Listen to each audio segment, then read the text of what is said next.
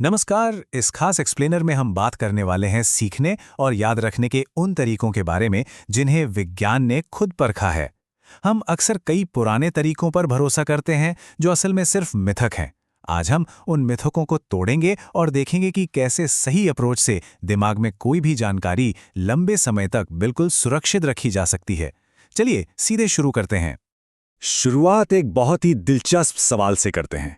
सोचिए, इंसान का दिमाग नई सीखी गई चीजों को इतनी जल्दी क्यों भूल जाता है?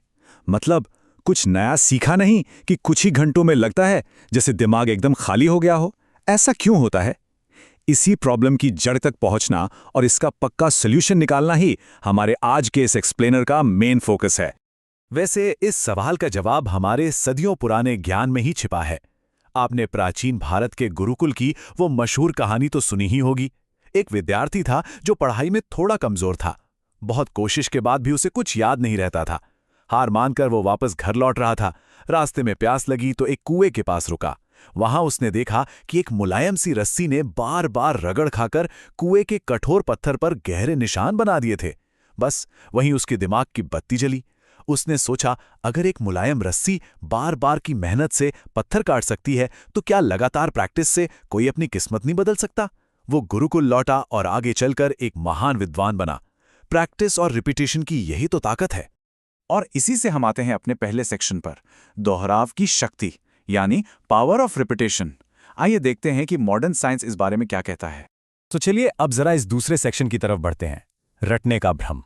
ये वो प्रॉब्लम है जिससे हम में से ज्यादातर लोग कभी ना कभी जूझे हैं, खासकर एग्जाम से ठीक एक रात पहले।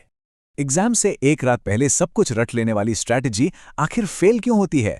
इसे समझने के लिए हमें 1885 में हरमन एबिंगहाउस के फॉरगेटिंग कर्व को देखना होगा। ये डेटा सच में हैरान करने वाला है। रिसर्च बताती है कि अगर हम किसी नई जानकारी को दोबारा नहीं दोहराते तो हमारा दिमाग पहले ही घंटे के अंदर उसका 50% हिस्सा पूरी तरह से भूल जाता है। जी हां, सिर्फ एक घंटे में आधा ज्ञान गायब। और बात यहीं खत्म नहीं होती, आंकड़े और भी ज्यादा चौंकाने वाले हैं। अगर सीखी गई चीज को रिव्यू न किया जाए तो एक हफ्ते के अंदर लगभग 90% हिस्सा दिमाग से साफ हो जाता है। इसका सीधा सा मतलब यह है कि एक ही रात में लगातार कई घंटों तक बैठकर रटने से हमारे दिमाग को कोई खास फायदा नहीं होता। असल में इस पूरी रटने वाली प्रोसेस में एक बहुत बड़ा धोखा छिपा होता है, जिसे फ्लुएंसी इल्यूजन या रटने का भ्रम कहते हैं। होता क्या है कि जब हम एक ही बार में बहुत सारा पढ़ लेते हैं तो चीजें जानी पहचानी लगने लगती हैं। हमें लगता है कि वाह, सब समझ आ गया।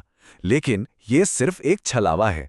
किसी चीज को देखकर पहचान लेना और बिना देखे उसे याद कर पाना, इन दोनों में जमीन आसमान का फर्क है। और एग्जाम हॉल में यही भ्रम बुरी तरह टूटता है।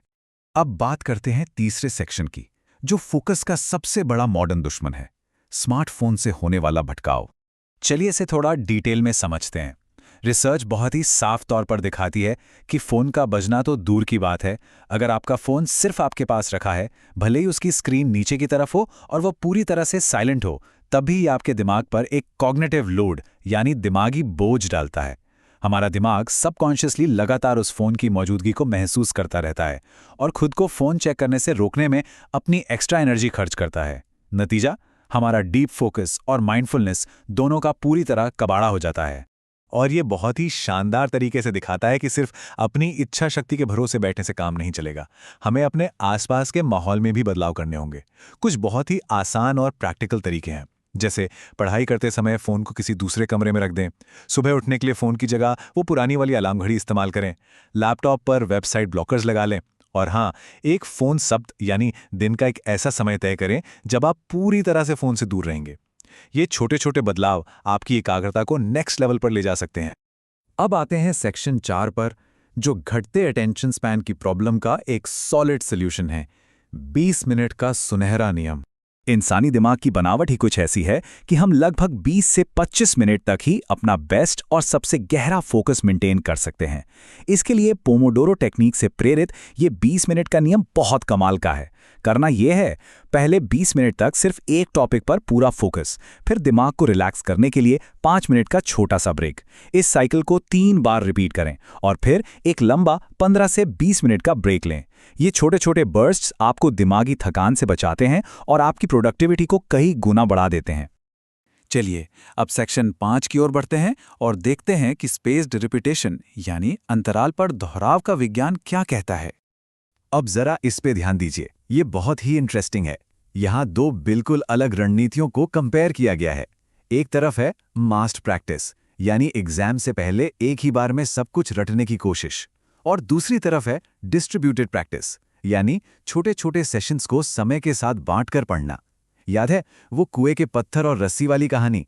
जिस तरह रस्सी एक ही झटके में पत्थर नहीं काटती बल्कि बार बार की रगड़ से निशान बनाती है, हमारा दिमाग भी बिल्कुल वैसे ही काम करता है। और डेटा इस बात को पूरी तरह से साबित भी करता है।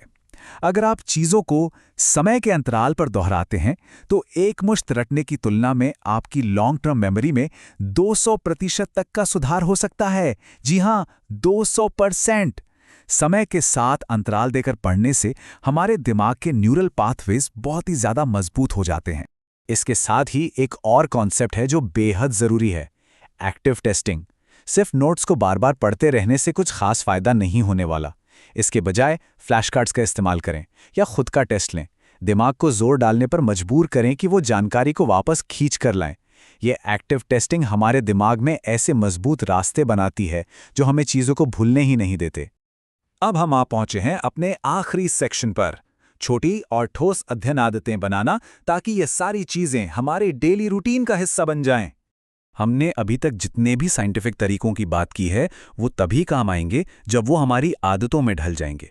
यहीं पर जेम्स क्लियर की मशहूर किताब एटॉमिक हैबिट्स का कॉन्सेप्ट काम आता है। रातों रात कोई बड़ा चमत्कार करने की सोचने के बजाय बस हर दिन खुद में 1% सुधार लाने पर फोकस करें। यकीन मानिए, समय के साथ ये 1% जुड़कर इतने बड़े रिजल्ट्स देंगे कि आप खुद हैरान रह जाएंगे। चलिए अब देखते हैं कि इन आदतों को पक्का कैसे किया जाए। किसी भी आदत को बनाने के 4 मेन स्टेप्स होते हैं। पहला, संकेत यानी क्यू को एकदम स्पष्ट बनाएं, जैसे पढ़ाई से पहले अपनी डेस्क को साफ और सेट करना। दूसरा, उसे आकर्षक बनाएं ताकि पढ़ने का मन करे। तीसरा, प्रतिक्रिया को आसान बनाएं। यहीं पर हमारा 20 मिनट का नियम फिट बैठता है, क्योंकि 20 मिनट के लिए बैठना किसी के लिए भी बहुत आसान है। और चौथा, इनाम को संतोषजनक बनाएं, यानी 20 मिनट पूरे होते ही खुद को एक छोटा सा ब्रेक या अपनी कोई मनपसंद चीज दें। ये पूरा साइकिल आपकी पढ़ाई के रूटीन को एकदम सॉलिड बना देगा। तो इस एक्सप्लेनर को खत्म करते हुए आपके लिए एक बहुत ही जरूरी सवाल छोड़कर जा रहे हैं। अब जबकि आप सीखने और याद रखने का असली विज्ञान जान चुके हैं, तो आपके अगले 20 मिनट कैसे बीतने वाले हैं? क्या आप फिर से उसी पुराने थकाऊ तरीके से चीजों को रटने में अपना समय बिताएंगे, या फिर एक नई स्मार्ट और साइंटिफिक शुरुआत करेंगे? चॉइस आपकी है, सोचकर देखिएगा।